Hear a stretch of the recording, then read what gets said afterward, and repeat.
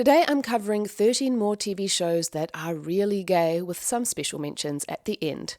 Deadloch came out last year, a comedic lesbian murder mystery. It's a lot of fun, very well made, and there are a lot of queer ladies in there, starting with the lead, Dulcie Collins, who, as a sergeant of a sleepy lesbian town in Tasmania, must figure out why all these men keep being killed.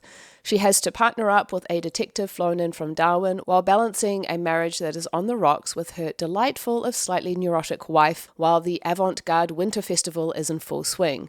It's a little chaotic and very gay. I did a review of this on my channel. Double Parked, also from last year, is a comedy which follows a couple trying to get pregnant. Only they both end up pregnant at the same time, which puts a strain on their relationship as they navigate the 9 months leading up to the birth of their children. It's a light and mostly fluffy show with the two leads having a delightful and easy chemistry between them, no doubt due to the actresses being friends in real life. You might also recognise Madeline Sammy was also in Deadloch. She was ripping hard for the gays last year. I also did a review of this on my channel. Jumping way back, I feel like this is a show that rarely gets talked about, but season 4 and 5, season 5 especially, was really rather gay. It had Ellen as the lead, so already you can see why. Season 4 was spent loading the episodes up with clues as to Ellen's sexuality with the infamous puppy episode that saw her coming out, and then Season 5 revolved primarily around her exploring that sexuality, which led to her show getting cancelled for being too gay. Which might not mean much given the time, but I did watch it and it really is rather gay. Gay enough to make this list. Now, Janet King is a show that is most definitely gay, but perhaps not as overtly as the others on this list. The lead, Janet King, is a sapphic and she is in a relationship with a woman. The show does revolve primarily around her work as an attorney, but the gay is threaded throughout. It's a smart show and a side of Bury Your Gays aside, it's a good watch if you're into that kind of show. I put Madre Solo Hay on here despite my disappointment at how they managed the storyline. I did a review of season 2 and 3 which goes into depth about it if you're interested. But regardless of how I felt, it was a really gay show. And the disappointment was proportional to how much potential I felt got wasted while still giving us a gay ending. It follows Anna and Marina, two very different women who have their babies swapped at birth. Unable to bear the thought of giving either of their daughters up, they decide essentially to co-parent. See the potential of this?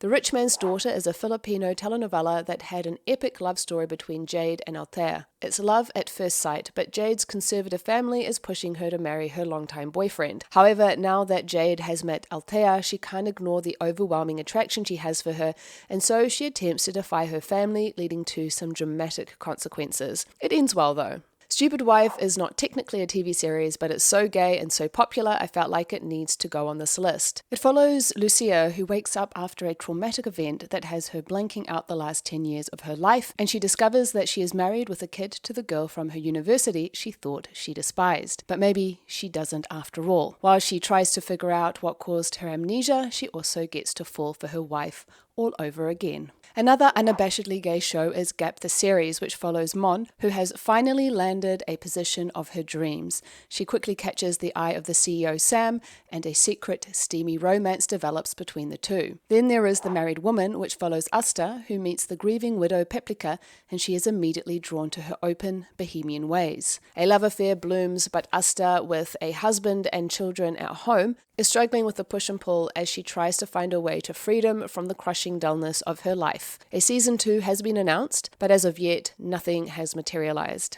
Okay, so I'm quickly going to cover a few animated shows followed by some special mentions. The kids show The Owl House had a sapphic lead who had a slow burn romance over the series. The animated show Q-Force is a group of queer super secret agents who are saving the world. Another adult show, Harley Quinn, has Harley and Ivy in a relationship. Arcane is a steampunk show with its lead Vi, voiced by Hailee Steinfeld, having some serious chemistry with Caitlin. Season 2 is announced for the end of the year. I've already mentioned She-Ra, and perhaps I should include Legends of Korra for the last-minute cutaway ending that made Korrasami official, and also perhaps Steven Universe. Now to special mentions. Buffy, with its groundbreaking representation of Willow and Tara, deserves a nod even if the gay got buried. Hacks is also a good show and has Ava, a bisexual, in the lead role, but the actual gay in the show is more of a background thing. That is, unless you are shipping her with Deborah, which will probably never happen. So, special mention. Glee was also huge for the queer community with a massive subtext ship, and then a canon lesbian ship too. The Fosters didn't revolve around Steph and Lena, rather their fostered, adopted, and biological kids, so I'm putting it here in the special mentions. And while the biggest love story for Person of Interest was the main characters of Root and Shaw, they weren't the leads of the show, so again, special mention. I'd like to thank my wonderful patrons. Thank you for your support. In particular, Morgana Amore and Jeff Marshall. I have the other 3 parts on a playlist on your screen, so check those out. And if I've missed any, let me know in the comments. Until next time, lady lovers.